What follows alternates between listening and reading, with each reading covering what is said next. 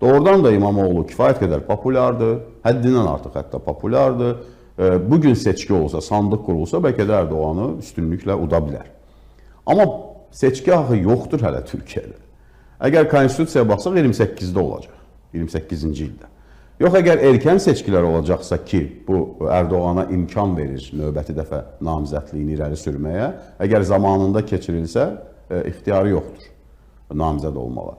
Bir il erkən keçirilsə, ixtiyarı olacaq namizəd olmağa. Yəni, bu hesabla götürsək, yəni ən yaxın seçki dönəmi 27-ci ildir. Biz elə 25-ci ilin əvvəlindəyik. Deməli, hələ bir ən azı 2 il var. Yaxşı, 2 il öncədən bu hərəkatın başladılmasında AKP-nin və yaxud da Erdoğanın hesabları nə ola bilər? Nə hesablana bilər? Mənə elə gəlir ki, bu seçkilərə daha az müddət belə bir hadisələr baş versəydi, bu öz əli ilə Erdoğanın, öz əli ilə İmamoğlu'nu götürüb prezident kürsüsünə otuzdurmaq kimi bir şey. Amma indi hələ ki ən azı 2 il varsa, bu 2 ildə çox şey dəyişə bilər.